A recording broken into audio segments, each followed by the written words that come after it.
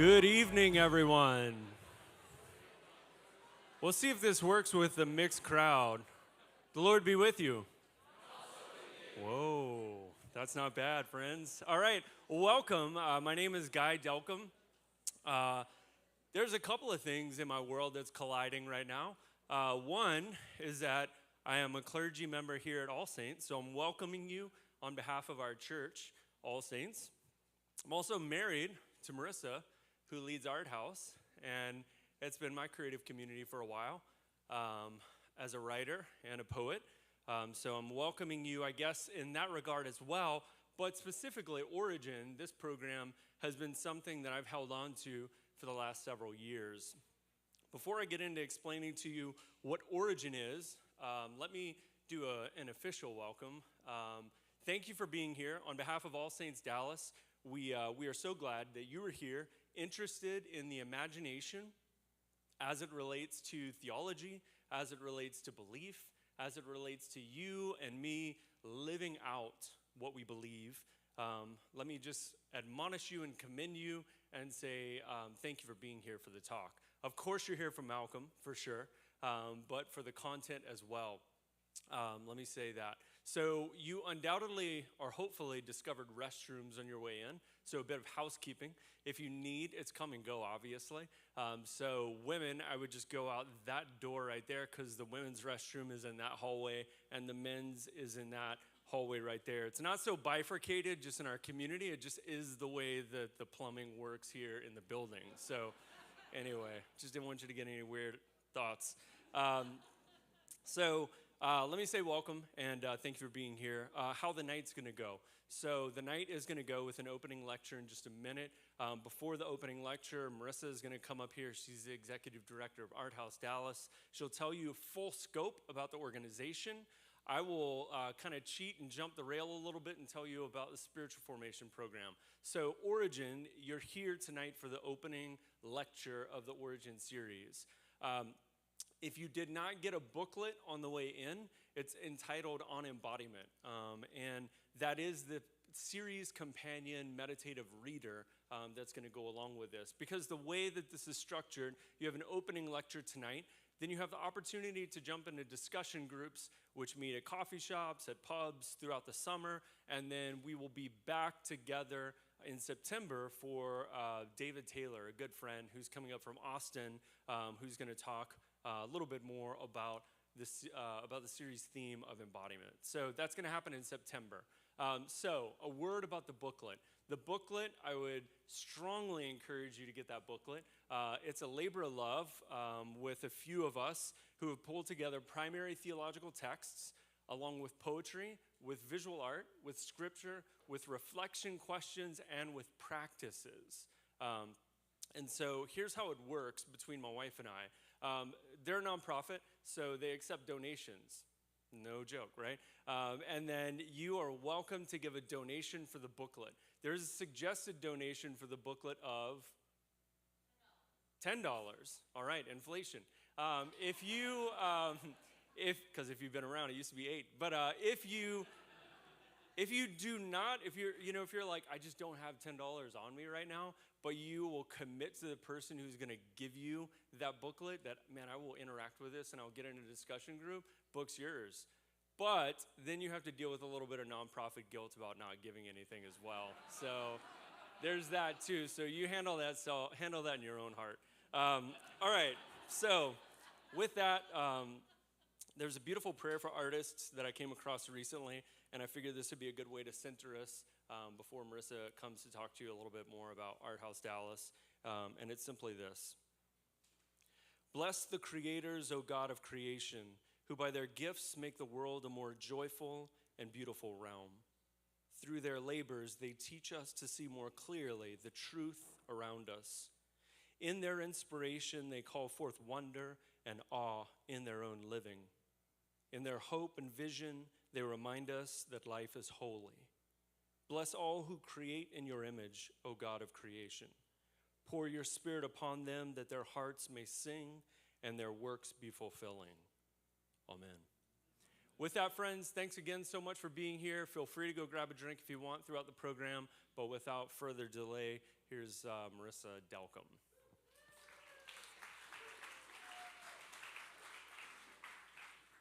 Well, good evening, everyone. Guy and I should have talked about our talking points because he covered quite a few of mine. So thanks to All Saints and thanks to all of you for being here tonight. This is such an important program for our organization, kind of spring marking the beginning of this series and carrying us through the fall. As Guy said, my name is Marissa Delcom. I'm the Executive Director of Art House Dallas. If I haven't met you, I would love to meet you before the night is over.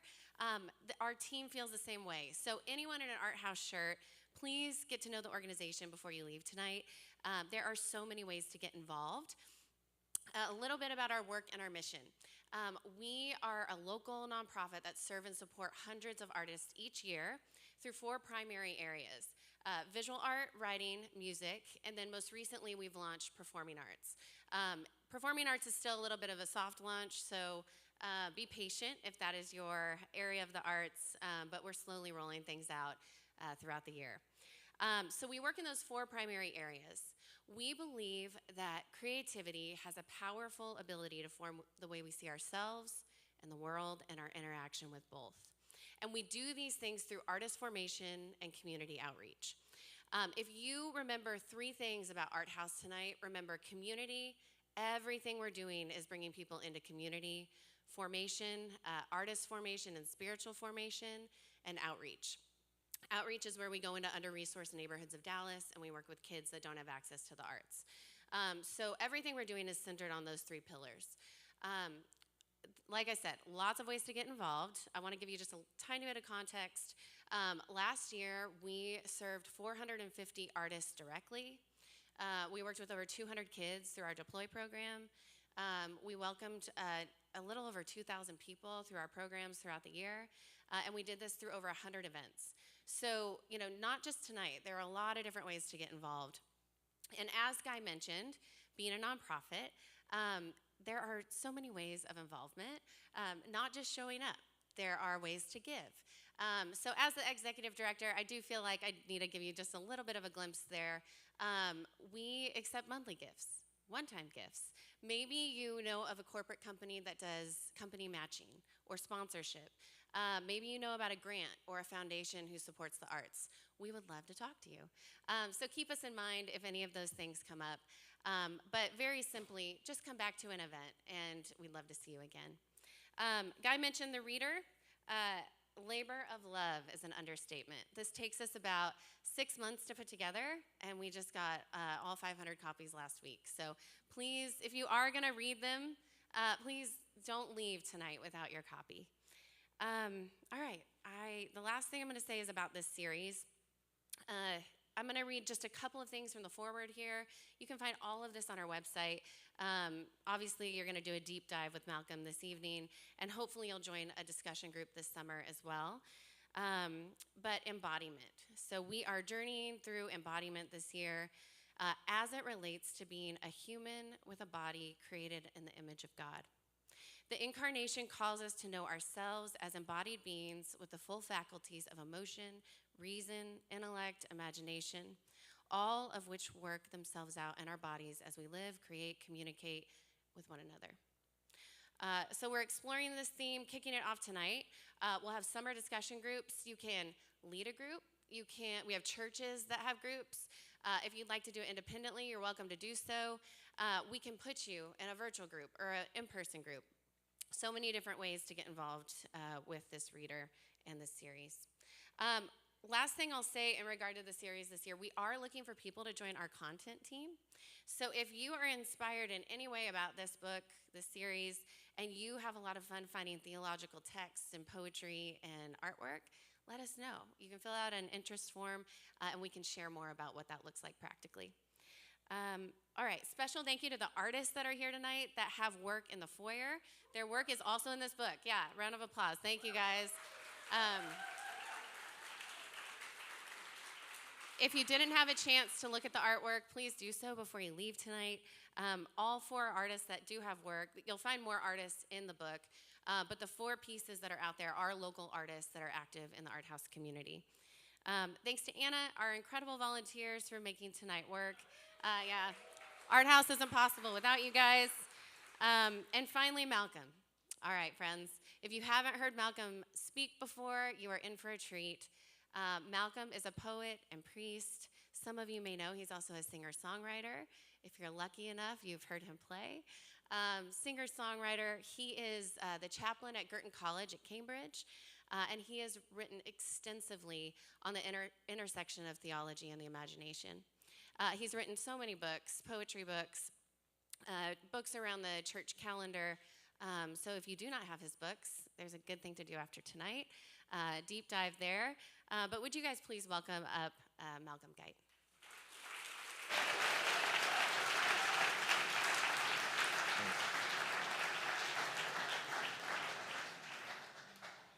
Oh, thank you very much for that very kind introduction. It's really good to be here. It's good to see so many of you. It was really encouraging to come in, and I was so pleased myself to have a chance to look at those 4 paintings. I thought they were remarkable. It's huge. But I mean, I had seen them, their pictures in the book. I mean, I've contributed myself to this book that you're all going to get. So I'd looked at the reproductions, but that's nothing compared with seeing, and the only phrase I can use is seeing the painting in the flesh, seeing the sheer physicality of it, as it were, sharing the same airspace with it. It's extraordinary what a difference that makes, and if it's true of paintings, the extraordinary works of art that we are able to make, having been made in the image of a maker, how much more is it true of each one of you, and how we can be together and share the same space and breathe the same air, all of us. Not only works of art by God, but works of God still in the making, still being formed. We can watch. It's always great to watch a painter actually doing it, you know, and seeing stuff you thought that was just a smudge. No, it's going to turn out to be the most important thing. It's true of a lot of our lives. I thought that was just a smudge. It turned out to be my conversion, you know. You know, that embodiment, bodying forth. I mean, I don't know. I mean, I found the whole period of lockdown, you know, in various ways excruciating. And that was partly because we were all flattened onto screens. We were all abstracted away. And there's something about, I rejoice in it. That's why I travel and sort of, you know, squeeze myself into airplane seats and things, because I think being in the flesh, incarnate, in place, bodied forth in person with one another is absolutely essential, not only to being human, but to the way we encounter God, because in the end, that's what God chose to do. Not to be forever abstracted up there, but to be in person. So I want to talk a little bit about embodiment, understood from both an artistic and a theological perspective, to give a bit of underpinning. There's a passage from later on in my book, Lifting the Veil, that's in the booklet, in the book, and you can read that later, but I'm going to take something that's a little bit earlier. So obviously, art, theology, embodiment. I'm going to talk about the only art that I can speak of from within as well as, you know, from without, because I am a poet as well as a literary critic. So I'm going to talk about poetry, but I'm hoping that what are some of the things that I say about poetry, those of you who are painters and sculptors and musicians and performers, I hope some of what I say about poetry will be resonant with you. And not just stuff I say, because we're going to go straight to the top and see what Shakespeare says about poetry. Now, sometimes when I'm giving talks and I say we're going to do some poetry, I can see some people flinching already, you know. And I don't think I'm going to have to say this to you guys, but just in case there's anybody who thought, oh, God, poetry, you know. I mean, sometimes the reason why you feel that is that you had a bad English teacher who just murdered it and made you feel like you couldn't do poetry, you know. So I sometimes feel on these addresses that I ought to begin with a minor exorcism, you know. It may be that the unrested shade of that bad English teacher is somewhere on the border of your mind, making you think this is not for me and making you unfree, you know. So you know what I'm talking about. Now I'm in Texas, I feel I must quote the sometime Texas poet laureate, Billy Collins. So he's got a great poem about that bad English teacher experience. I mean, there are great English teachers. You know, I was a mediocre English teacher once. So he in one of his poems, he talks about that the teacher's idea of doing poetry was to tie the poem to a chair and beat it with a hose pipe till it confessed what it meant. You know, and he said, but I just wanted to put my ear up to the murmuring hive of the poem and wonder what honey, what music the innumerable bees of its words were making. I wanted the poem to be like a canoe I could step down into and untie and let it, you know, whole different way of reading. So can I just say, if the unrested shade of that English teacher who made you think poetry was not for you or was some weird cryptic crossword puzzle, if that unrested shade is lingering anywhere in your mind this evening, inhibiting you, can I just say to that shade, depart, go to the place appointed for you and never return. You know, so that's that teacher in permanent detention and we can have playtime. So I want to talk a little bit about what poetry is and then I want to talk about it in terms of our faith and embodiment. Okay, so we won't mess around with literary middle management. We'll go straight to the top and we'll ask Shakespeare what poetry is. And luckily for us, quite early in the arc of his work, in his play A Midsummer Night's Dream, he gives us a pretty good answer. He puts into the mouth of a kind of hostile witness, a chap called Theseus, who's in a speech where he says, oh, I don't believe in poetry, except he's saying it in poetry. And, you know, he says the lunatic, the lover, and the poet are of imagination all compact. And he's trying to dismiss them all. But when he gets to the poet, he actually spends a bit of time telling you what the poet is. And Shakespeare playfully puts into the mouth of this bluff guy who doesn't like poetry the most beautiful account of what poetry is. Now, there was a handout. I don't know if all of you got it. This is Christ and the Poetic Imagination, and it's got a bit of Midsummer Night's Dream and stuff on it. Did that get out to anybody? Some people might have it. Anybody got it? Okay, it's cool. Well, maybe you could share it with others. You don't, if you haven't got it, don't worry about it. So there's quite a long speech from Theseus. I'm not going to give you the whole of it. I'm going to just go into a little bit. This is an account of the poet and poetry. This is an account of the poet and poetry in Midsummer Night's Dream. The poet's eye, in fine frenzy rolling, doth glance from heaven to earth, from earth to heaven. And as imagination bodies forth the form of things unknown, the poet's pen turns them to shapes and gives to airy nothing a local habitation and a name. That's astonishing. It's a few short lines. It's brilliant. I mean, it's slightly, you know, there's the wild poet with his fine frenzy, but what is it? It starts about glance, doesn't it? It starts about vision. It's about seeing. And what is the trajectory of the seeing? We're given two apparently different trajectories. There's the glance from earth to heaven, and there's glance from heaven to earth. Now, earth and heaven, that's pretty inclusive, isn't it? That's got everything, isn't it? I mean, we believe in one God, creator of heaven and earth, of all things visible and invisible. So nothing is to be beyond the remit, not only of poetry, but of art. Shakespeare was lucky. That still applied. He didn't live in this strangely fragmented, inwardly turned, subjectivized, individualized world that we live in now, which has a very restricted idea of what art is allowed to be about. The American poet Stephen Spender wrote an essay sometime after the Second World War lamenting the state, as it were, of contemporary poetry. And he said, you know, the traditional image of the poet is the nightingale singing, or possibly the eagle soaring. The bird is always a symbol both of the poet and the soul. And he says, well, when Keats was there, the nightingale could sing and fly. And when Milton was there, you know, his muse, with no middle flight intend to soar, you know. But where is the poet now, said Stephen Spender in the contemporary world. He said he's a bird in a cage. And then he says this is brilliant. He says, and the peculiarity of the cage in which we put not just the poet, but perhaps the arts more generally, is that the bars of the cage are made of mirror turned inward. And all the poet or the artist is supposed to see or write or sing about are fragmented images of the self. And you get that, don't you? You know, you get the kind of weird little collection. It's like another strange adventure in the little world of me. You know, but it's not It's, whatever happened to the height and the depth and the glory and the heaven and the earth and the common stories that bind us together? Somehow that's verboten, But Shakespeare is writing in an earlier and happier age, and he's able to say it's comprehensive. Interesting, the poet's eye from heaven to earth, from earth to heaven.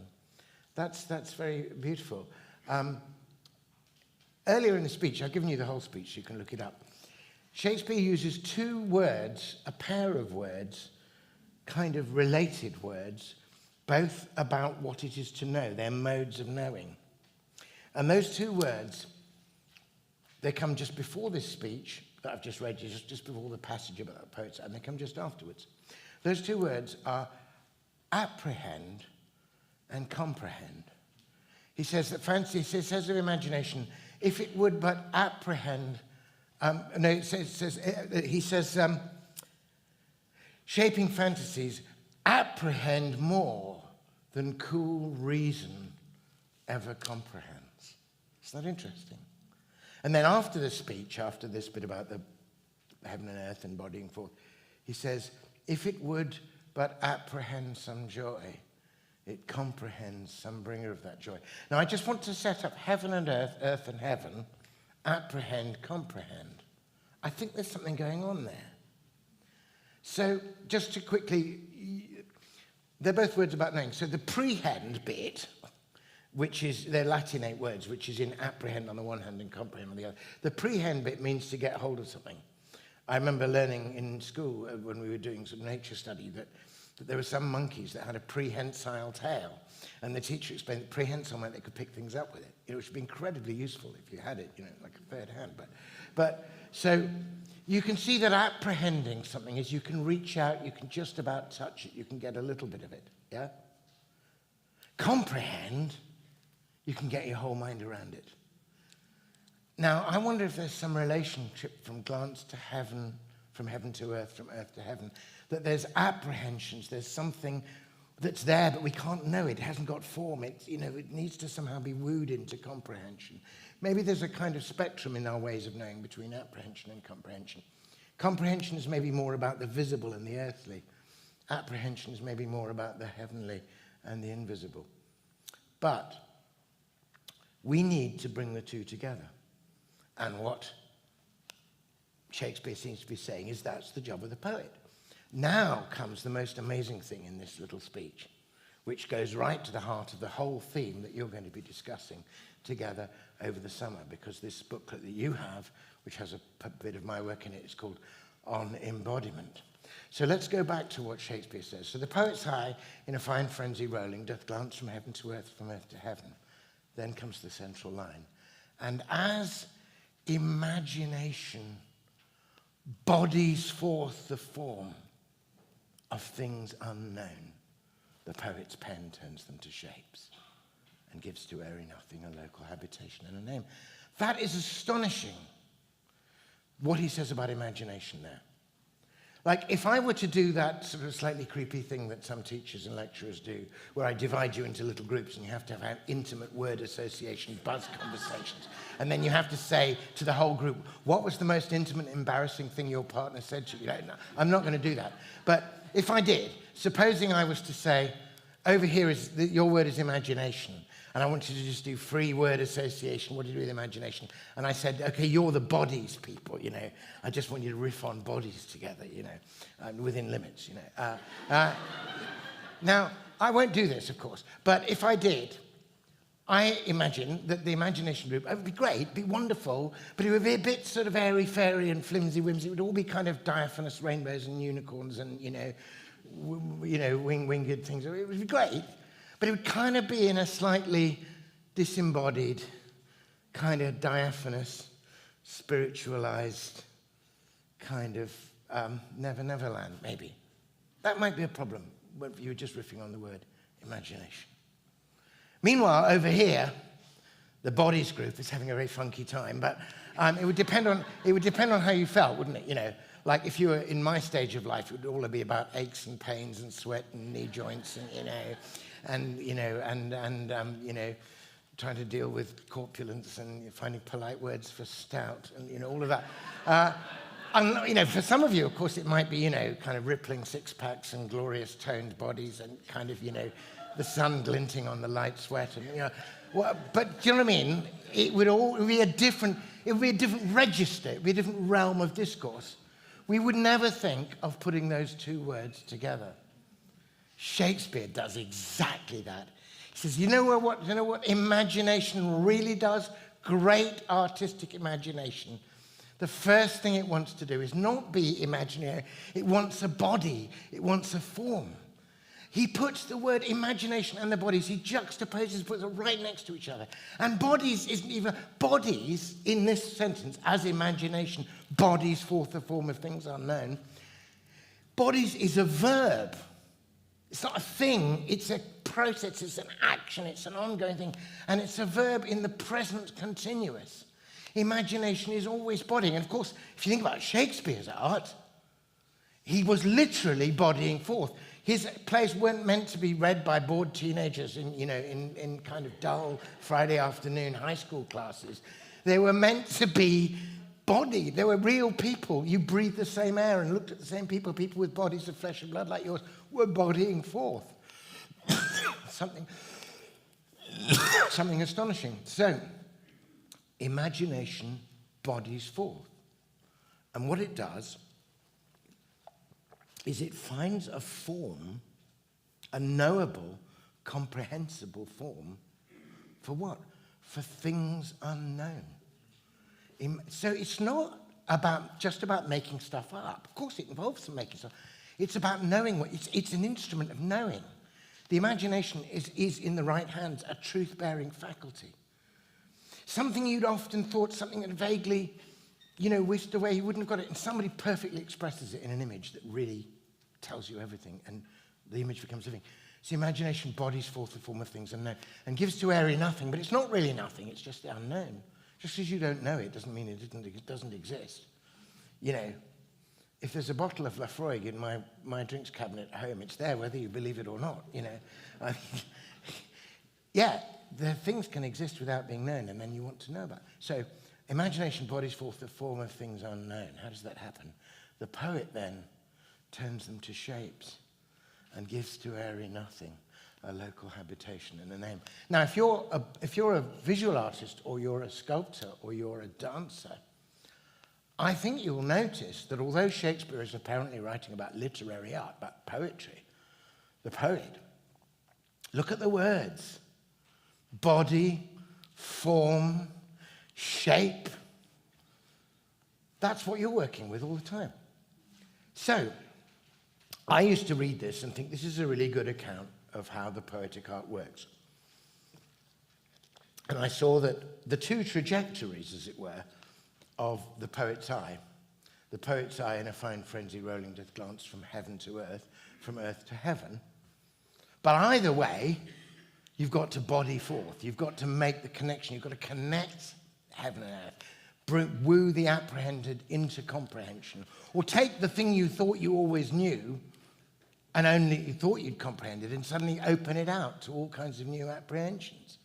And in fact, I came to realize that the two trajectories, heaven to earth or earth to heaven, actually were a pretty good account of the way different kinds of poetry work. That there are some poets who very much have the heaven to earth. That is to say, they start with an apprehension, an invisible thing, a moment of kind of eureka, a sort of wordless thing that they get. It's something that's inspired them. And then they're constantly looking for some way of bodying that forth. Often they have several different goes. So, a classic example of that, in the modern world would be T.S. Eliot. T.S. Eliot, I think, has these extraordinary experiences, and then he tries one form after another. In fact, in one of his early poems, and even before he became a Christian, Eliot has a great line, I think it's in Prufrock, he says, "I must borrow every changing shape to find expression. Dance like a dancing bear, chatter like an ape." And there's a great line. I remember reading, I was a moody 16-year-old full of angst, and I read his lines, "I should have been a pair of ragged claws scuttling across the floors of silent seas." I go, yes, it's exactly, I'm just an injured lobster, But you know, he was giving me, and even then his later Christian mystical poetry, he does the same thing, you know, he says, he gives you something really beautiful, and then he interrupts himself and says, that was a way of putting it. Not quite right. Words slip, slide, decay with imprecision, will not stay still. He says, everything I write is a raid on the inarticulate with shabby equipment. Always. So he's got that, and he's doing. But the point is, he's a successful poet because he does do it. He gives you these beautiful images. The sun in the shaft of sunlight, you know. The little chapel on a winter's afternoon. And as the light fades in a little chapel on a winter's afternoon, history is now in England. You know, he does it beautifully. So that's one kind of poetry. Now, you can see other poets who do it the other way around, whose glance goes from earth to heaven, who take something incredibly familiar that you've always just looked at and never thought about twice, and write about it in such a way that it completely opens up. So, a contemporary poet who I think exemplifies that brilliantly, well, he's just died now, he's, you know, the great, late, great Irish Nobel laureate, Seamus Heaney, would be somebody whose glance starts on earth, but then opens it up. So if you take the first poem in his first volume was Death of a Naturalist, came out, I think, 63, 64. The first poem is called Digging. It's quite famous. It's certainly in England, it's a really famous poem. It's like on all the school curricula. It's a great poem. I once interviewed Heaney in 2002, and he talked to me about writing that poem and about how it was the first time he thought he'd had a real poem. It wasn't just a go, it was a real poem. So you may remember this poem. It starts with Heaney sitting in the upstairs room. I mean, he's the oldest of 8 kids on a little farm in Antrim. Nobody in his family has ever done anything literary before. He's, you know, been smitten or afflicted or blessed with this genius, you know. But he's also trying to be, you know, a kid on the farm. So he's sitting in his upstairs room and he's trying to write a poem, right? And he's, oh, what am I? So the poem opens, between my finger and my thumb, the squat pen rests, snug as a gun. And then he's trying to write the poem, and wouldn't you know it, he's kind of distracted and interrupted. He hears the sound of a spade rasping through gravelly ground. And he looks out the window and he sees, perhaps not the most obviously poetic image, he sees his father bending down to dig potatoes. He says, my father's straining rump, he says. As he digs, then he suddenly remembers how that's been part of his whole life growing up. The potatoes, the potato crop, and how he and his brothers and sisters followed their father as he dug out the potatoes, and they picked up the potatoes themselves and cleared them up from the ground as he opened them, loving their cool, hard feel in our hands. Then that suddenly makes him think about his grandfather. And he says, and going out on the peat bog and cutting the peat, to which you then take and dry in the summer, and then you burn in the winter to keep you warm in the fire. So he says, my grandfather cut more turf than any other man on Toder's bog, and he remembers taking the milk out to him, you know, and he watched his grandfather with this incredible skill, you know, he took the squelch and slap of cold peat, the curt cuts through the sod, the lug of the spade nestled against the knee, going down and cutting through living roots, going down and down, digging for the good stuff. So at this point, you're reading the poem and you're saying, well, you know, thank you, Seamus. I've carried a spade myself, you know, yeah, digging, I've done that. Soiled, yeah. Curt cuts, cold, squelch, slapped, all pretty vivid and embodied, but, and? You know? And then you get this astonishing turn at the end of the poem where he says, he sees his father and his grandfather going down and down and down for the good stuff. And then he finishes the poem like this. He says, but I've no spade to follow men like them. Between my finger and my thumb, the squat pen rests. I'll dig with it. And you go, oh my goodness. And you go back to the beginning of the poem and you realize that every single thing he said so vividly, so particularly in such an embodied way, using every one of the 5 senses, you know, the smell and the touch, about the physical acts of his father and grandfather digging, you suddenly realize the way he's written it, they're all about writing. They're about cutting through living roots, you know, things that they're going down and down for the good stuff. And the 2 things that are being dug out, potatoes to nourish and feed and nurture, and peat to warm the hearth, those are the very things that good writing should be doing. And the fact that he doesn't say, oh, I'm so ashamed about coming from peasant stock, I want to go out and be a sophisticated person, published by Faber, T.S. Eliot's firm, which he is. But he's saying, like, that's like, I really should have been just digging, but I'll do my best with the pen, you know. But that, like, he's totally rooted in where he comes from.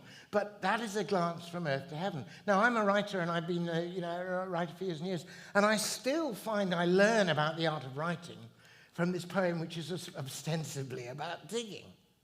And in fact, Heaney's, that was his first really good poem. Heaney's later poems, the poems about the peat bogs, about the exhumation of the bodies preserved in the peat bogs and the way that became a way of talking about the Irish troubles without being sectarian about the writing. Astonishing. So I used to think that this great passage of Shakespeare was the most perfect account. I still think it's the most perfect account of poetry. And for a long time I read it in purely literary, artistic terms, right? But then, probably nearly 15 years ago or so, I set about, since I was by that time ordained and become a believer again, and I was trying to see the world afresh in the light of the faith and the gospel. So I wrote this book called Faith, Hope and Poetry, Theology and the Poetic Imagination. And I was going back to this famous speech in order to set out at the beginning of the book what poetry was about. And I thought, I'll get onto the theology later, right? Not a bit of it. This time, because I was reading this in the frame of my faith, in the frame of having many years been soaked in Scripture, I just thought, wait a minute, there's something else going on in this passage. What does this remind me of? This kind of earth, heaven, earth thing. It is a bit like... But then I thought, I know what Shakespeare's doing here, and this is quite... He's having a bit of fun with us, because, of course, Midsummer Night's Dream is set in Athens, BC, you know. But he is riffing on John's Gospel. He's riffing on the prologue in John's Gospel. Now, if you think about that, in the beginning, God created it. In the beginning was the Word was with God. So you can read the opening lines of John, and, you know, especially if you're trying to struggle as a seminary student to reading it in Greek and everything, and arche and logos, prostonte, and all that. You know something really meaningful and beautiful and profoundly to do with Heraclitus and Greek philosophy being brought to the light. You know all that stuff is going on. But frankly, if you're like me, you're befuddled. It's just going round and round. The Word and the Word and the Word was with God and the Word was God and same was in the beginning with God. And you're like, give me a break. You know, I can't see that. And then suddenly, like a lightning bolt, like your poet says, Emily Dickinson, is like lightning to the children eased. This astonishing verse 14 comes up. We've had all that stuff about the Logos being logoid up there. And this is, and the Word, the Logos, and the Word was made flesh and dwelt among us. And we beheld his glory. Glory as of the only begotten of the Father, the thing you couldn't see or understand, the invisible up there, the apprehended. Suddenly, it's right in front of you, it's a person. The whole of heaven is bodied forth. All the infinite mystery and love of God is made humanly available to you. And is given, literally, a local habitation and a name. The first question of the disciples to Jesus, who is in whom the fullness of God is pleased to dwell, the first question is, Master, where are you staying? Or in the Latin version that Shakespeare would have known as well as the English, Magister ubi habitas, where is your habitation? And of course, John is being very profound there because he's clearly riffing on Genesis by, beginning with the words in the beginning. And of course, in Genesis, we hide from God. We could have had full fellowship with hide. And God's first question to us, still a question to some of us, is, where are you? I was hiding, I was naked. But the first question of humanity to God as he comes into us in John's Gospel is, Magister, where are you? And he says, come and see. And come and see becomes the great thing that they just say. When Nathaniel's a skeptic, can anything good come out of Nazareth? Come and see. And I thought, oh my goodness, Shakespeare is saying here that every act of our creation, what Tolkien would call subcreation, is kind of a little participation in incarnation. It's a little incarnation. It's a bodying forth. We want to body forth. We want to embody, because we are made in the image of a God who does exactly that. And I was so excited sitting in my study in Cambridge. Yes! And then I've discovered something. I've made a contribution to Shakespeare studies and theology. This is really good. Yeah. And then, about a year or two later, I was rereading C.S. Lewis's Reflections on the Psalms, in which he has a great chapter on the Psalms as poetry and what poetry really is. And he says, in a way, every poem is a little incarnation. Shucks, that's kind of, You climb a mountain, you get to a really obscure and beautiful place, think nobody's ever been here, and there's a graffito that says, C.S. Lewis was here. But anyway, I'm happy to give him the credit. But this was a revelation to me that I realized this is a way of thinking about art. And that maybe every act of artistic making participates in, is underpinned, is made possible by that incarnation. Now, why should that be well, it should be of interest, obviously, to Christians because it's a manifestation of the great Christian doctrine of the incarnation. But I think it should be of particular interest because if God did this astonishing thing of coming down, he came down from heaven. If though he was found in form equal to God, he did not cling to equality with God, but emptied himself and becomes tiny, becomes bodied, becomes in the womb of Mary, becomes a little crying baby, is born into the kind of messiness and complexity of our embodied life. We need to follow that pattern, but here is the thing. There was resistance to Jesus from the beginning. There's a bit of us that wants to keep God in his place, which is up there in heaven, and not interfering with our stuff down here. We like a clear separation of the sacred and the secular. Do you remember when Moses leads the people out to the mountain where he saw the burning bush, and then God is there, and he says, well, let's go up and see God. And say, oh, no, that's fine. We'll stay here. You go up and do that. That's you're a religious guy. You go up and do the God stuff, and we'll just make the odd golden calf down here. We don't. Do you know what I mean? There's a little bit of us that's always wanting to push God back because it's a bit outrageous that he's that up close and personal.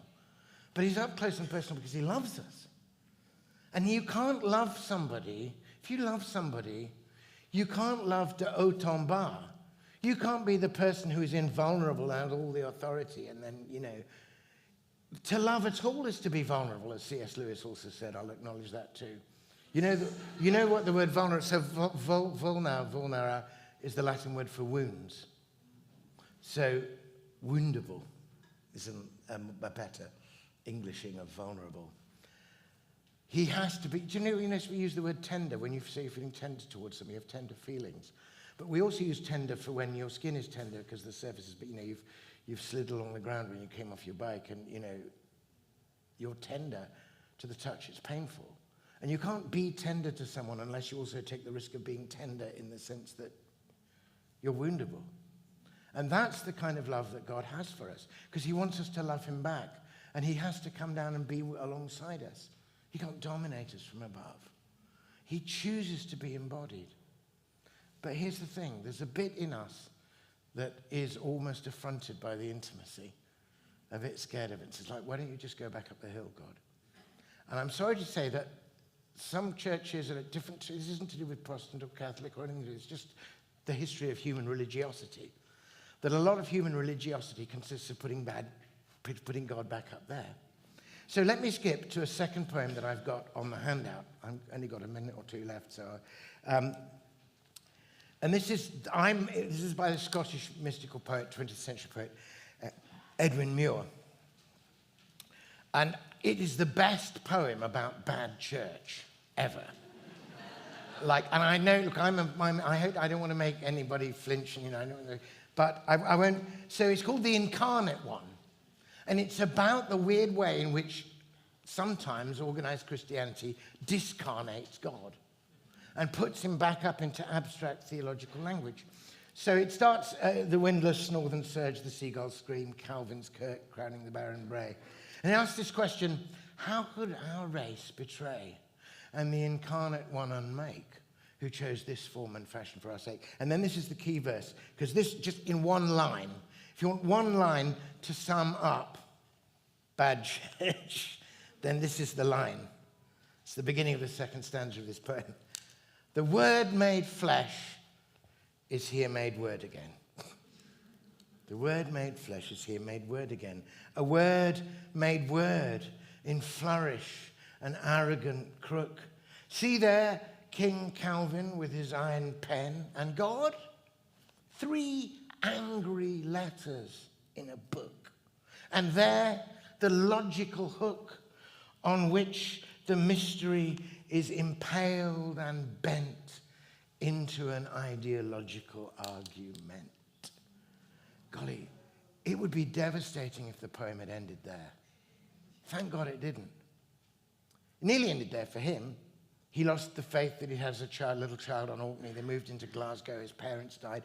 He ended up working in a glue factory, literally boiling dead horses, And he could see the church having nothing to say to him or his situation. And quite unsurprisingly, he joined the Communist Party. But of course, then he was, trying to get the doctrines of the Communist Party, which is, as Marx says, man is an economic animal. And he's going, well, yeah, but what about the mystical intuitions of joy and beauty that I had as a kid in Orkney? And in the end, the mystery of God's presence kept breaking through, and he came back to Christian faith. But he could have ended it there, into an ideological argument. But if you go on, I think maybe on the other page, the next verse goes, there's better gospel in man's natural tongue. And truer sight was theirs outside the law, who saw the far side of the cross among the archaic peoples in their ancient awe, in ignorant wonder, saw the wooden cross tree on the bare hillside, not knowing that there a God suffered and died. Think for a moment, just suspend the theology and look at the man on the cross. Then you can do some theology from that. But don't start with your tidy theological subject. See what he's doing? He's making you see it afresh. And then he prophesies in this poem, which was written in his very last book, a book called One Foot in Eden, which was published in the early 50s of the last century. But he's writing, obviously, before digitization and the way we abstract ourselves, and we're half present in 100 places. But here's this for prophecy. The fleshless word growing will bring us down. Pagan and Christian men alike will fall, the auguries say. The white, the black and brown, merry and sad, theorist, lover, all invisibly will fall. Abstract calamity, save for those who can build their cold empires on the abstract man. Most of them are in Silicon Valley now, so this is kind of semi-warm Californian empires. But do you see what he's saying? That there is a danger of the discarnate and the abstracted. Now, I'm a professionally trained Cambridge theologian. I know I can talk about, Kerygma and Perusia and, perichoresis along with the best of them. But I don't think any of those abstractions can do more than glance towards the central mystery of God made flesh, and here among us, all of us right here being the body of Christ. And I think theology, academic theology, has to be reminded of the incarnation by the arts. And so I was part of a movement which Jeremy Begbie's and others started in the 90s called Theology Through the Arts. Not theology and the arts. Not the theologian does some little, abstract theology in their study, and then if you're lucky, they raid the world of the arts for a quick illustration. But the artist, the theologian parking their theology for a bit and sitting viscerally alongside the artist, learning their language and beginning to do a theology from within. And if the incarnation is true, which I passionately believe it is, then these bodying forths of the artist will teach us about Jesus and teach us about ourselves and teach us about what it is to be the body of Christ. And that's why I rejoice that there's things like Art House Dallas, doing this thing. I think this is a turning point. I think the old, as they say, Cartesian dualism, the split between, mind and body, the split between abstract and particular, needs to be healed. In the end, it's a split between reason and imagination. And reason and imagination are both ways of knowing. And I've put some, I'm not going to deal with them now because I haven't got time, but I've got a poem at the end of the handout by C.S. Lewis about the imagination and the reason and the need to bring them together. But I'll just finish by saying those words again of Shakespeare's, and I hope they're a blessing on all the art that you make, that your eye too, in a fine frenzy rolling, might glass from heaven to earth, from earth to heaven, that in you too, imagination may body forth the form of things unknown. and give not to Airy nothing, but to the person and work of Jesus Christ, a local habitation and a name. Thank you for listening.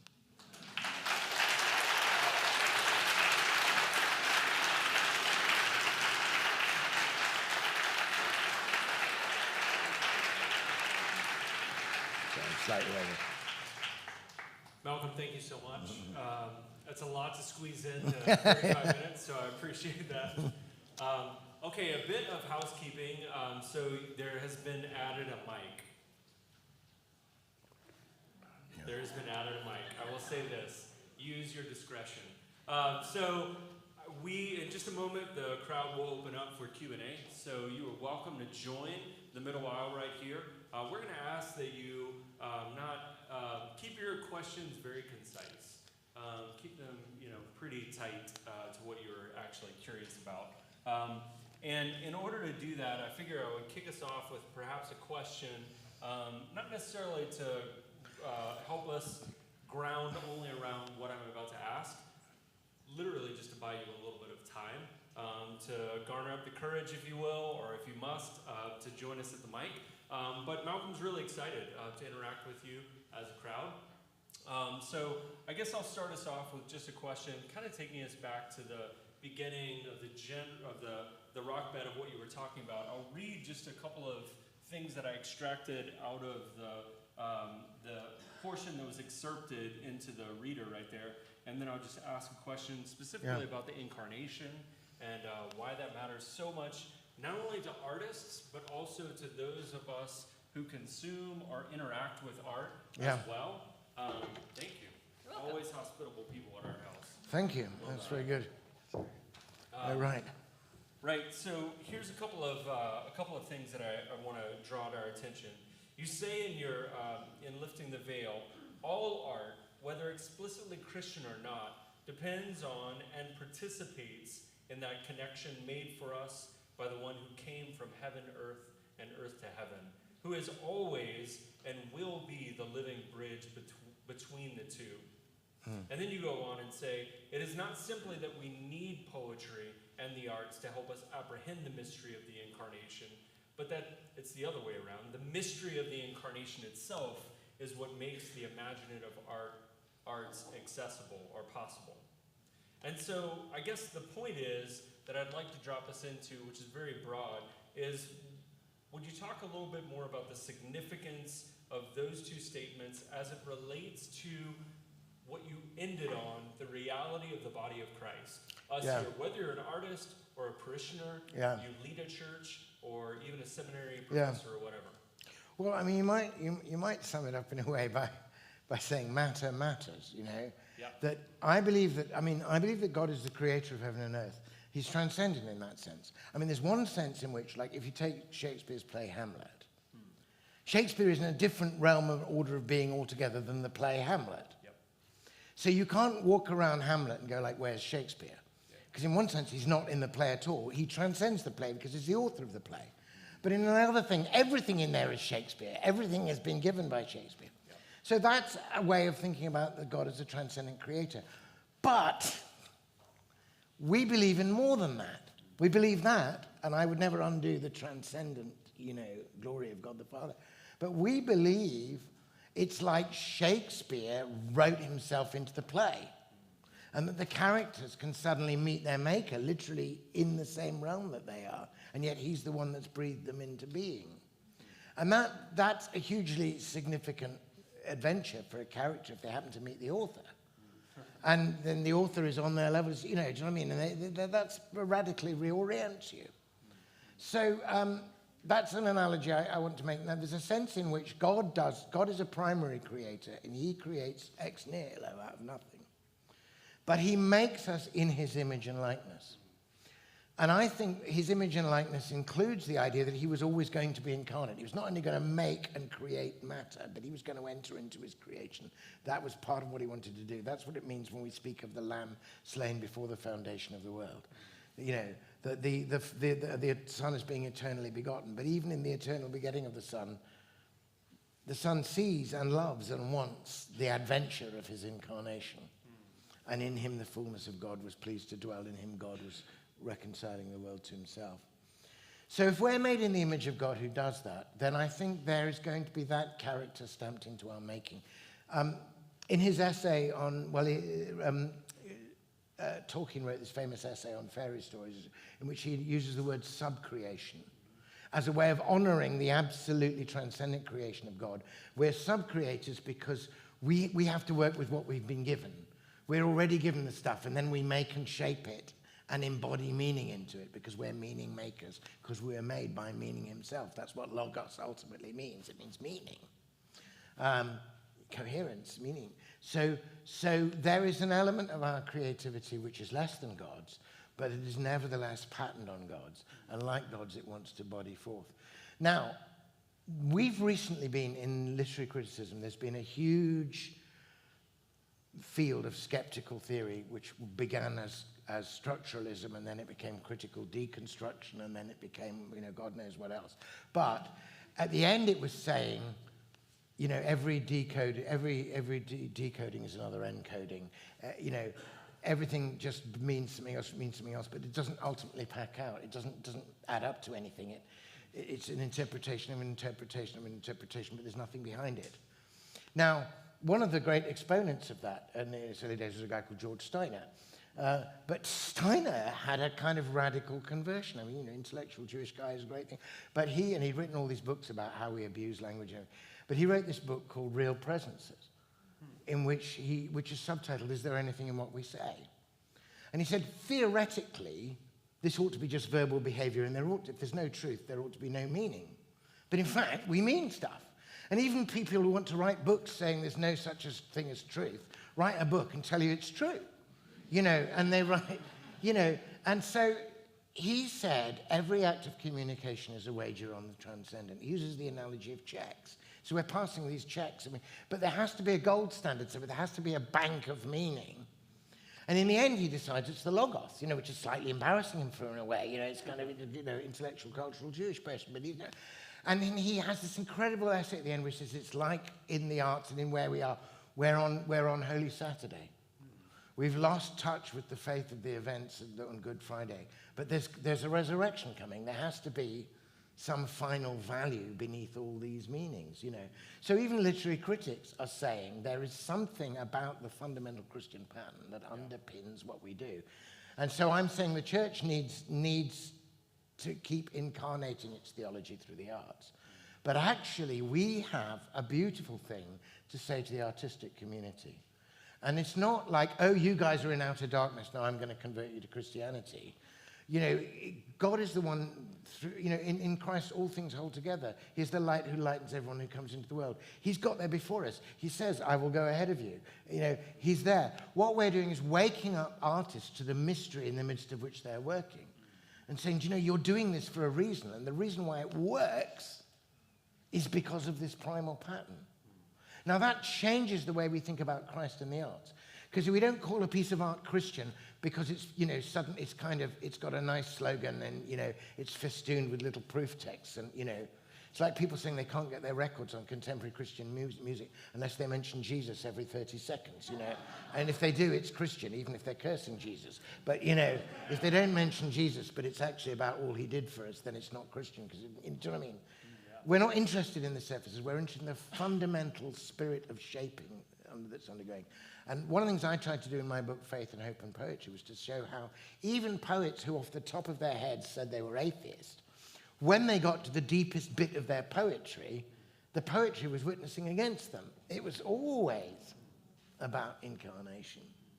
And you can see that in lots of contemporary poets, So, yeah. Yep. I wonder, just to push that a little bit further, I wonder, what comes to mind when you think about the future of the church, perhaps, in England or even in what you've seen in the U.S., and the potential of the arts to serve as a good witness, as a good message to the actuality of the transformation. I think the time is coming for the arts in a really big way, because I haven't gone into this here, but most cultural historians and historians of philosophy and science would recognize that there was a major change in the very way we think at the beginning of the scientific method and scientific period, and the Enlightenment, and that there was a fundamental bifurcation or split between reason and imagination, and this split between so-called objective dry knowledge, which has no values in it, and then the relegation of anything that actually had truth or beauty or goodness to merely subjective. It was kind of like an epistemological apartheid, where, you know, the main economy is the objective material stuff. And you can have, you know, we have these little separate development in Bantu stands over here, and you can have your quaint cultural traditions as long as they have no actual purchase on reality. You know, that split. Now, that is a false split. I mean, it's been brilliantly analyzed by Charles Taylor and others, and he uses this phrase, the immanent frame. Well, the thing is, that's not only bad, you know, for religion, but it's bad science. To have a science in which there's no observer, in which there's no value, in which there's no consciousness, is to ignore the most fundamental experience.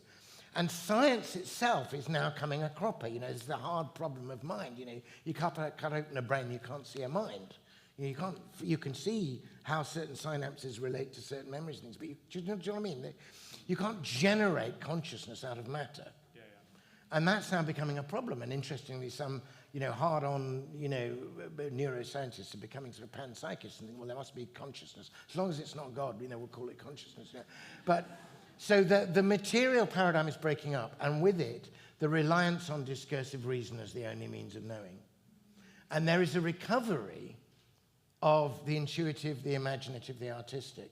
And the rising generation, they're just listening to music constantly. You know, it's the amniotic fluid in which they live and move and have their being, and it's all art, you know.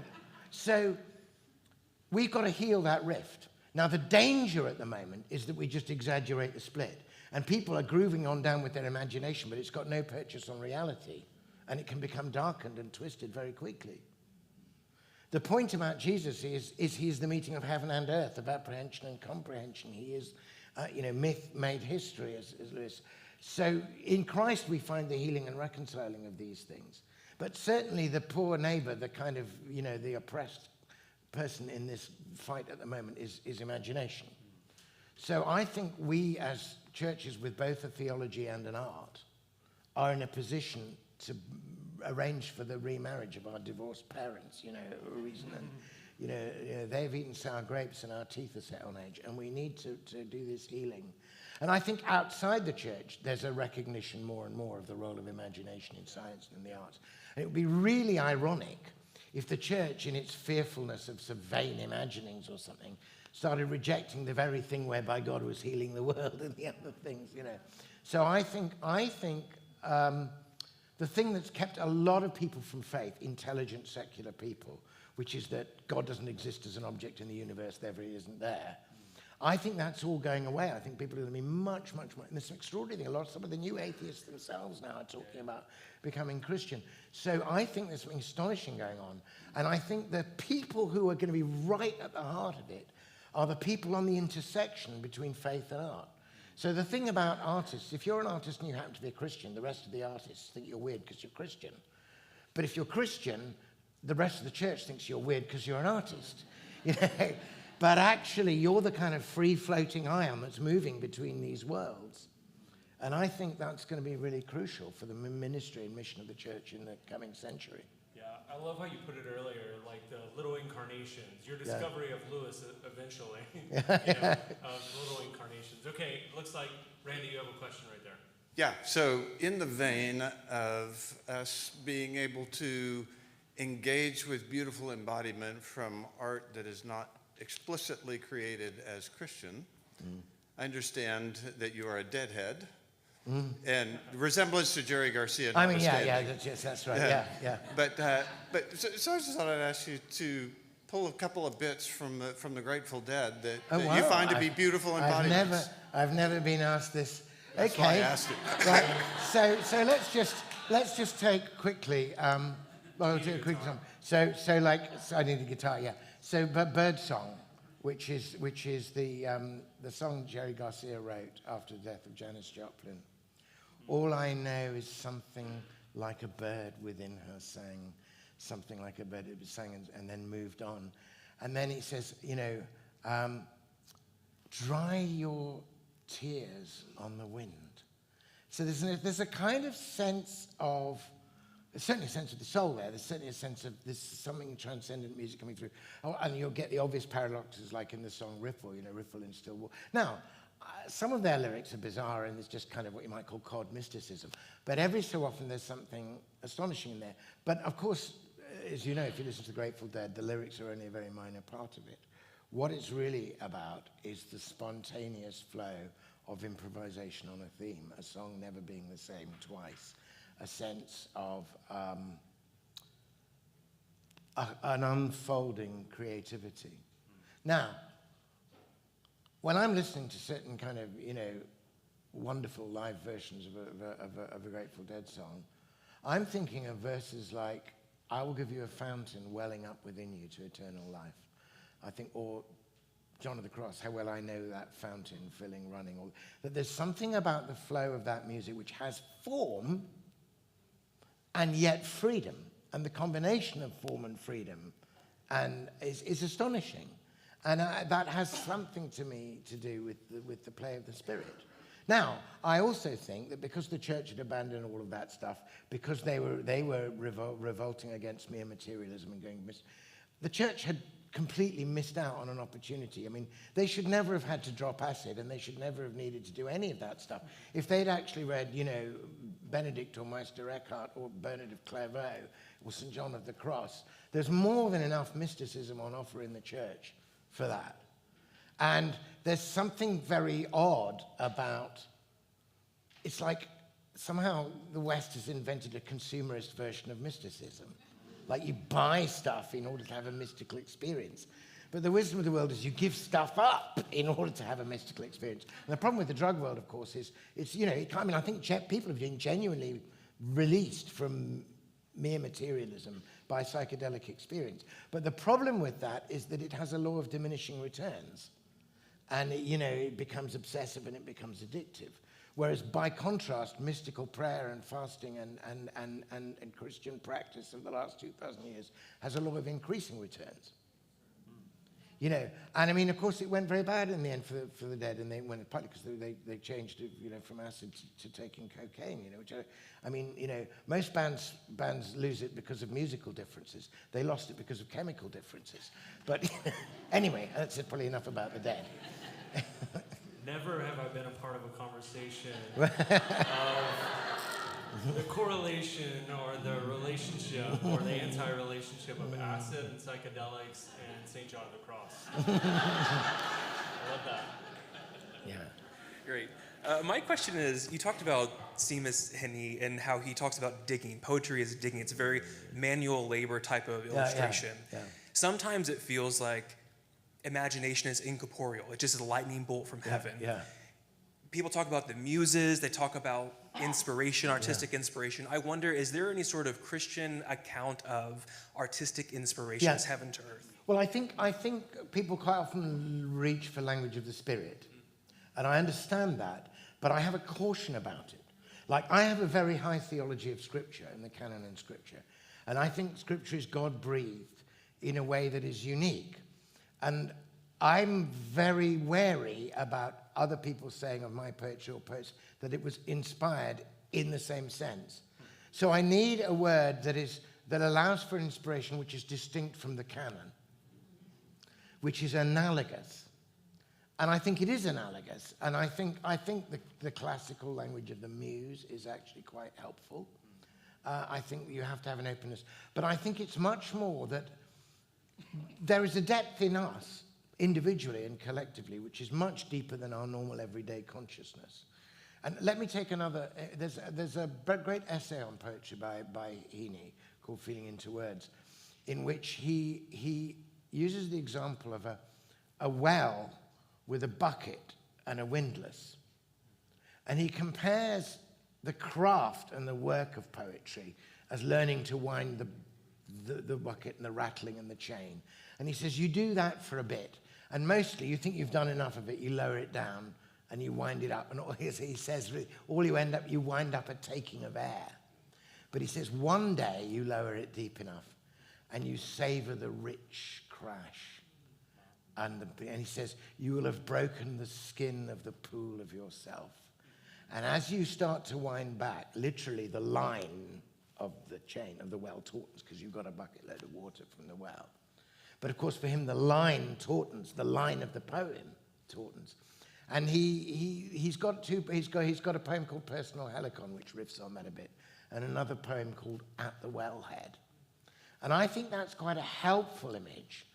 It doesn't pretend to the full inspiration of Scripture, but it certainly suggests a depth. And it's, of course, water rising and spirits and running is. I mean, the three images of the Spirit in Scripture are, I mean, or four if you count the dove, but the three elemental images are fire, the burning bush, the tongues of flame, air, wind blowing, and water, the rising fountain, the streams that make glad the city of God. And I think the stream one helps me more to think about inspiration in poetry.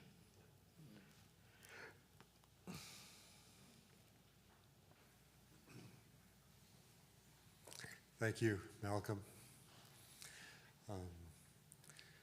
Would you like to comment on the idea that art is subjective revelation of spirit?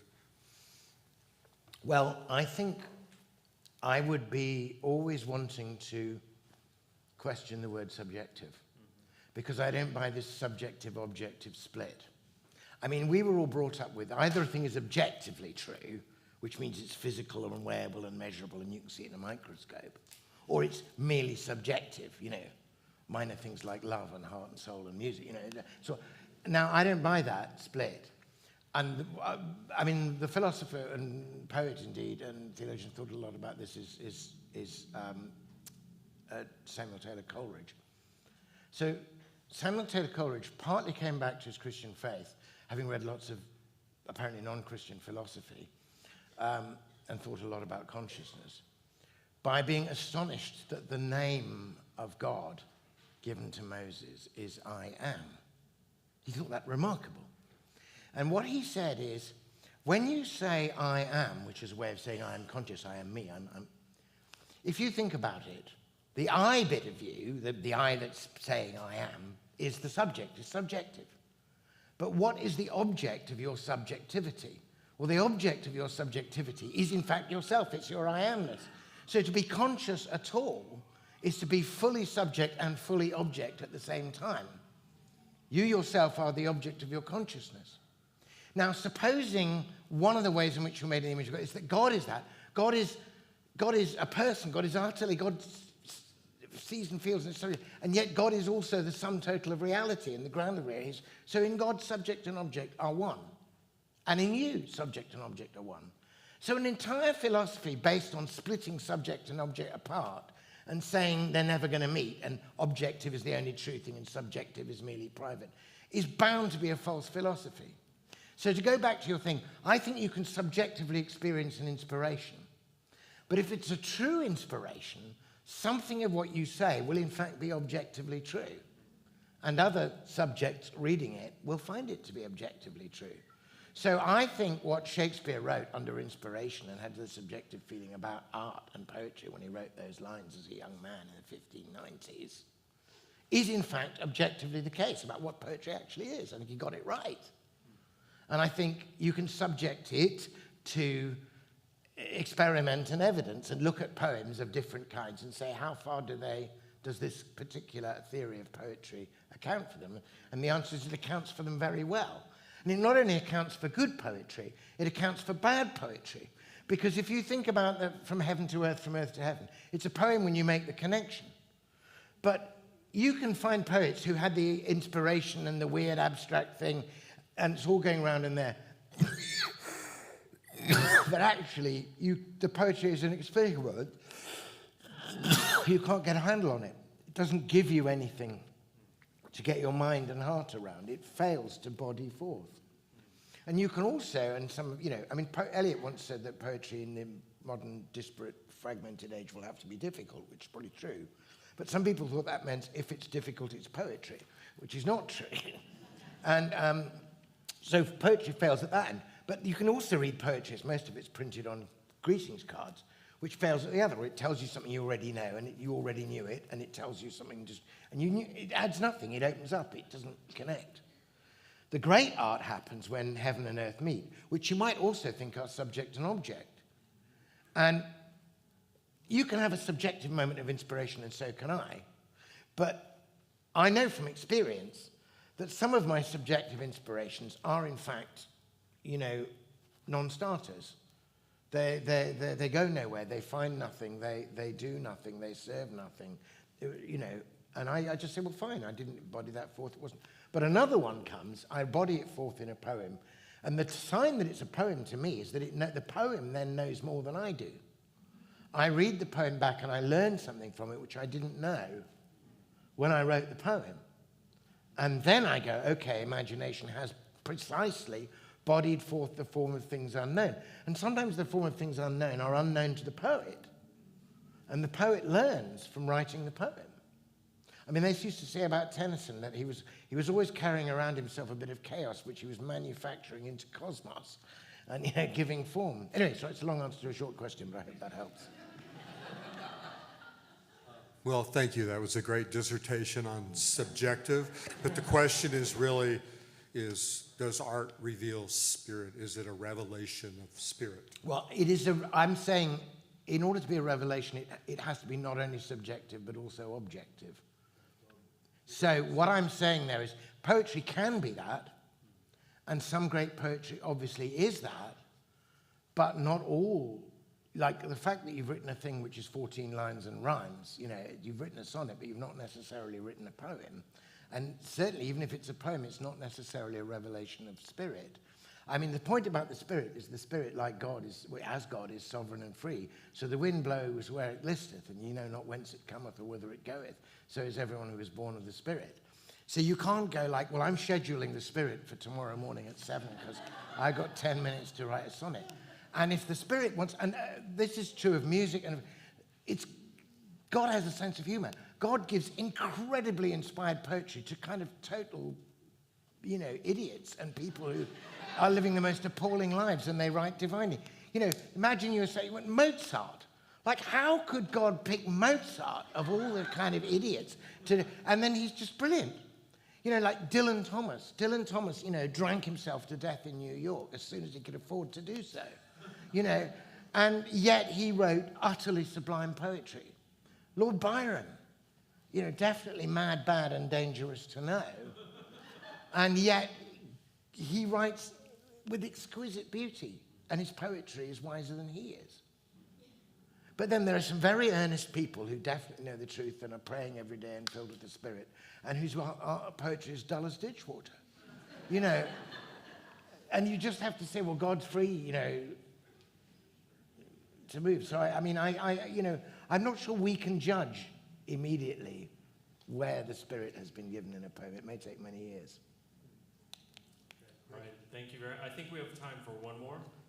2 more. Okay, 2 more. We've got 2 people in line. Sorry. It's brilliant. I can only hope to write a poem smarter than myself one day. Yeah. Yeah. Thank you, Malcolm. I think poetry that is the most remarkable to me seems to take metaphor not just as literary device, but shows it almost to have some, in pardon me for using this problematic word, but some metaphysical reality to it. So for example, The Second Coming by Yeats, being able to just span the epics with symbolism and myth and tie them together to show that maybe there is something there. Yeah, and yet Yeats is not a believing Christian by any stretch of the imagination, and it's kind of has got this slightly sort of occult framework of metaphysics, although I don't think he really believed in it. I think he just wanted it for poetry, Yeah, but my question for you is, how do you think when we, in light of what we've discussed with the incarnation and the Word becoming flesh, when we bring this into the conversation of some deep immanence of metaphor in reality, would you mind just speaking briefly on that? So just to the word metaphor is obviously incredibly important to this whole discussion. And the meta bit is across, beyond physics, metaphysics. But the for bit of it, in the Greek word metaphor, is to do with carrying. something. So Christopher is the one who carries Christ, right? We can get the word ferry from that in the end, right? So a metaphor is something that carries meaning across from one realm to another. And in a metaphor, something which is a thing of itself in the physical realm suddenly becomes emblematic of, expressive of, if you like, a thing which is not physical, but which now has an expression. And almost all language was originally metaphorical. So even the most apparently abstract language, if I say God is transcendent, I literally mean in Latin, he's above something. Now, I don't mean he's literally above. I don't think he's, on a throne in the sky. But the idea of height and aboveness conveys metaphorically a real truth about God. So metaphor, I think, is always potentially around us. I mean, the so-called metaphysical poets, they saw it all the time. He could use a pair of compasses, as a metaphor for two lovers apart and then coming together again. But Coleridge said one of the reasons why I think science and poetry should work together. Coleridge was a great friend of Humphrey Davies, who was the pioneer chemist one of the founders of the president of the Royal Society of Scientists. And Coleridge once said, "I'm going to one of Davies' lectures to increase my stock of metaphors." And he used a cute observation. Here's a metaphor about imagination from Coleridge. He said, when the little squidgy pupa that is going to become a horned fly with antennae, still in its pupa shape, makes the chrysalis, it leaves room in this chrysalis for antennae yet to come. It holds open a shape into which it has yet to grow. And Coleridge says, that's what the arts do. That's what the imagination is. It's a sacred power of self-intuition. We need the artist to hold open for us a shape which our knowledge will grow into. And he does that by seeing this little scientific phenomenon, and it becomes a metaphor. And he says, I go to these lectures to increase my stock of metaphors. I think if we were really enlightened, if we were really living the fullness of the human mind, almost everything would be presenting itself to us as metaphor. Final question. Try to keep it relatively specific.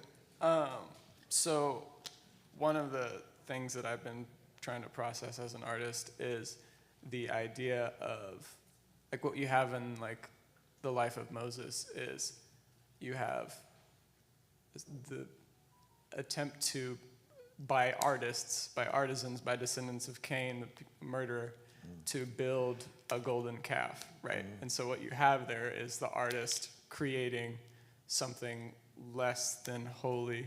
I was wondering if you could speak on how the work of the artist can relate to idolatry. Yeah, in what different ways. So that's a big question, because obviously, certainly in the Protestant and Reformed traditions, there was this suspicion of idolatry and vain imagination, and of course it's a real danger.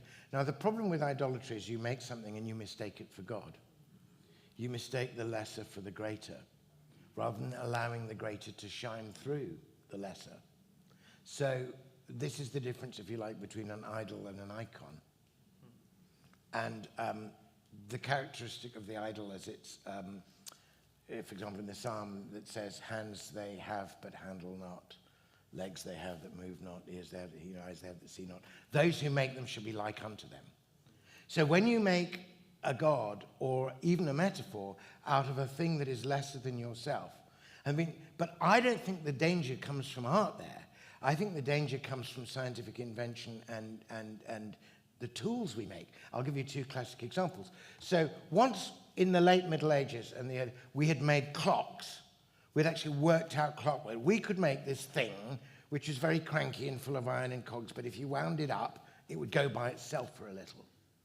Suddenly, you get all these deists, moving away from this, saying, oh, God is the watchmaker, God. Then they read a bit of Newton and they say, the world is a big mechanism and that's all it is and it's been wound up. And then God, if he's believed in at all, becomes this original watchmaker who's now retired to some infinite distance where he's paring his fingernails and watching the world wind down, and he's not in it and through it. And that was a bad metaphor. That way we were making an idol, right? But let's not laugh at them, because we're doing this right now with computing. we made this thing, which because we made it is clearly lesser than ourselves. And we don't necessarily blaspheme God, although some people, but we blaspheme God's image in ourselves when we say, oh, I'm going to just rewire your brain, or let me change your software, or we're going to reprogram this, or we need to do your memory banks. Almost every application of the analogy of a computer to a person degrades the person to whom it's being applied. And it's done all over the place in education. Now that's idolatry. That's exactly becoming as dumb as the thing you've made.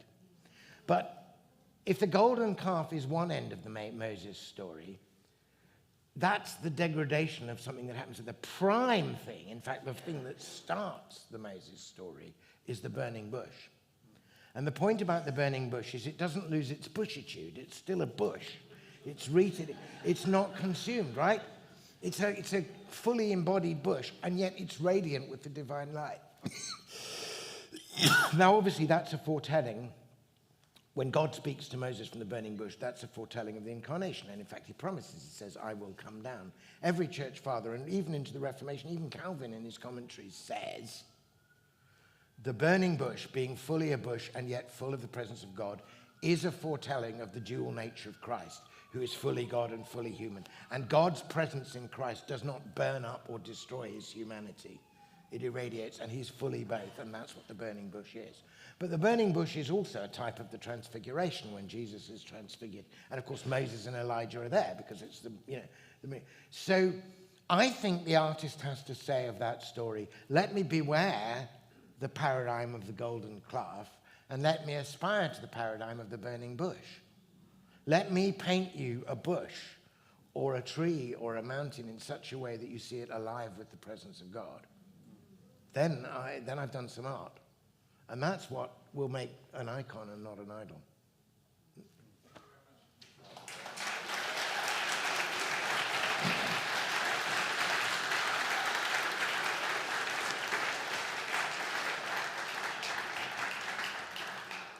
Thanks for clapping. And now the obligatory thank you to Malcolm. Thank you so much. Thank you. Thank you. Thank you. That's very kind. Thank you for listening. Yeah.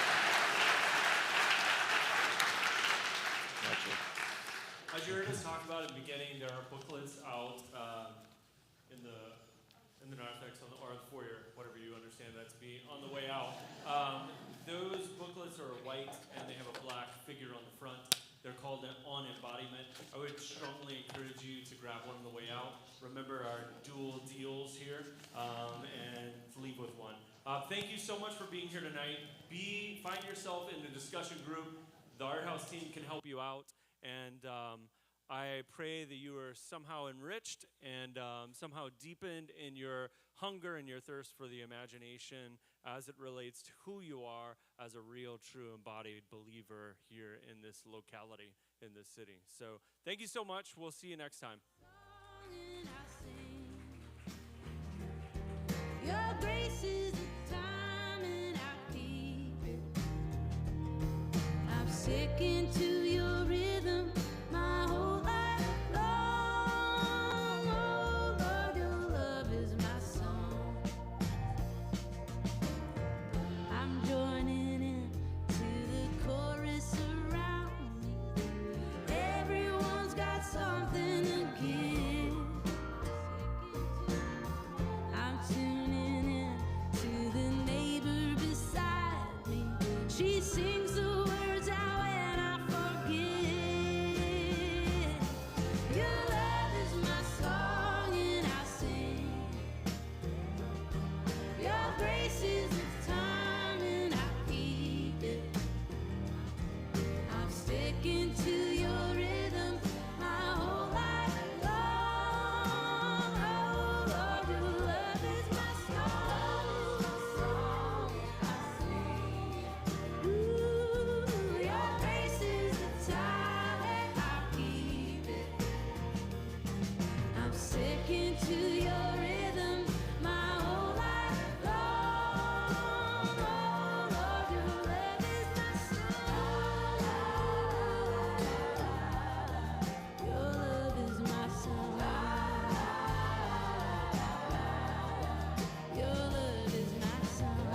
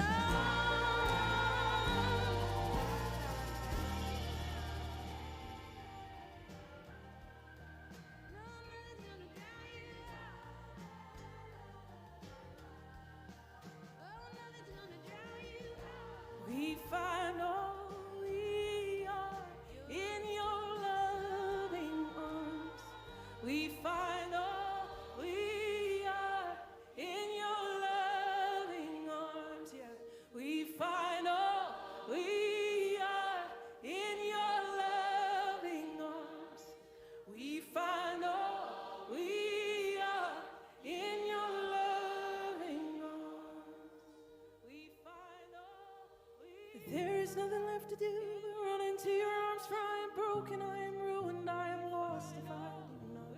There is nothing left to do but run into your arms, for I am broken, I am ruined, I am lost if I do not.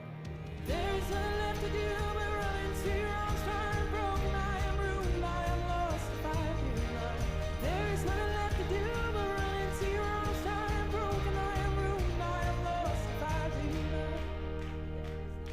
There is no haven, there is no hideaway, there is no safe place outside of you. There is no shelter, there is no fortress, there is no refuge outside of you. So there is nothing left to do but run into your arms, for I am broken, I am ruined, I am lost if I do not. There is nothing left to do but run into your arms, for I am broken, I am ruined, I am lost if I do not. There is nothing left to do but run into your arms, for I am broken, I am ruined, I am lost if I do not. There is nothing left to do but run into your arms, I am broken, I am ruined, I am lost if I do not. There is no hope, there is no future, there is no freedom outside of you. There's no joy, there is no joy, there's no salvation, there is no living outside of you. Let's sing it again, come on. There is no hope, no future. There is no future, no freedom. There is no freedom outside of you. There is no joy, there's no salvation, there is no living outside of you. There is nothing left to do but run into your arms, for I am broken, I am ruined, I am lost if I do not. There is nothing left to do but run into your arms, for I am broken, I am ruined, I am lost if I do not. There is nothing left to do but run into your arms, I am broken, I am ruined, I am lost if I do not. There is nothing left to do but run into your arms, I am broken, I am ruined, I am lost if I do not.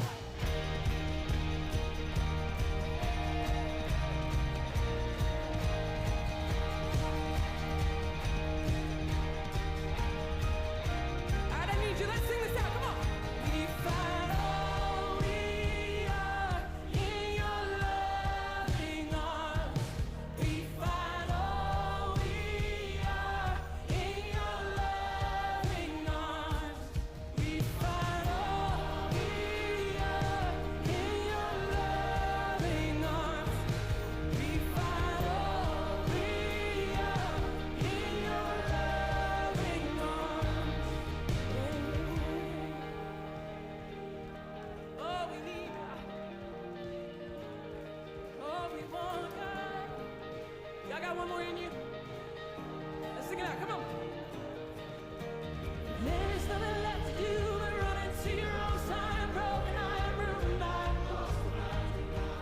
There's nothing left to do but run into your arms. I am broken, I am ruined, I am lost. There's nothing left to do but run into your arms. I am broken, I am ruined, I am lost if I do not. There's nothing left to do but run into your arms. I am broken, I am ruined, I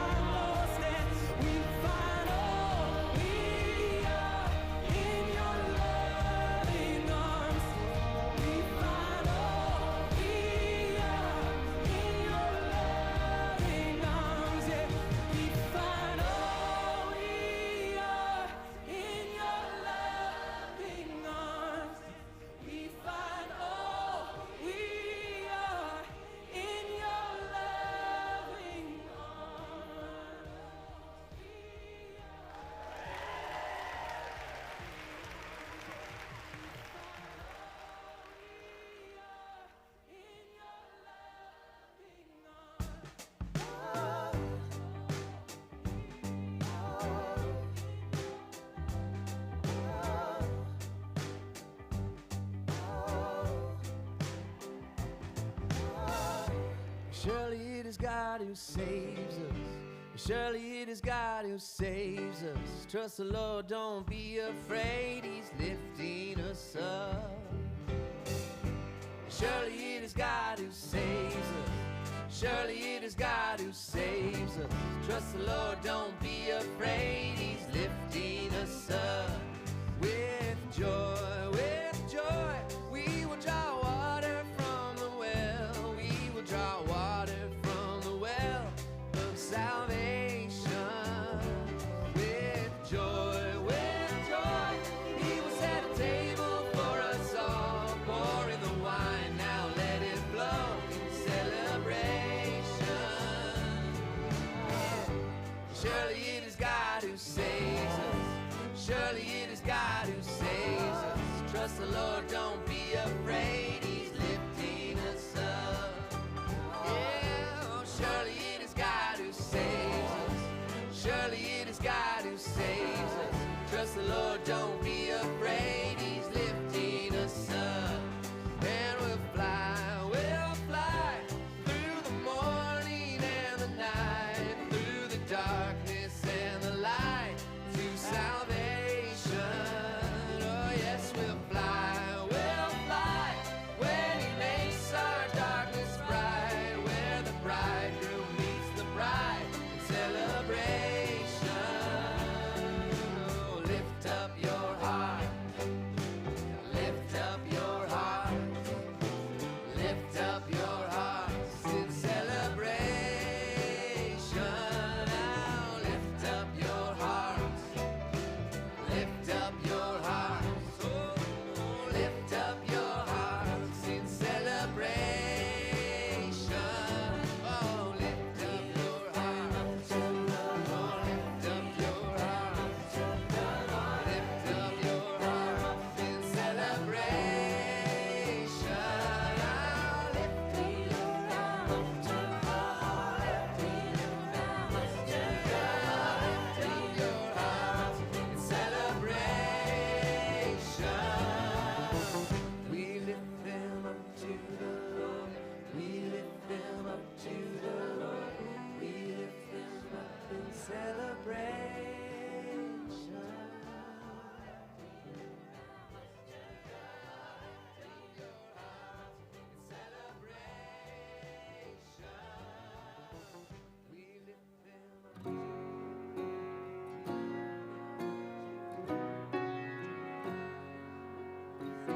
Where does my help come from?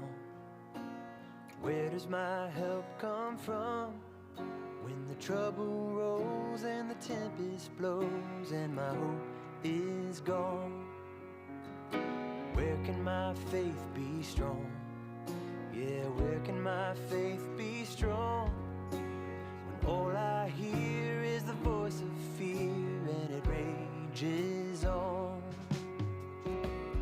I lift my eyes to the heavens. I lift my eyes to the hills.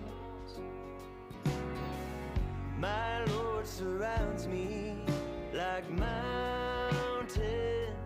He never shakes, never shakes, never will.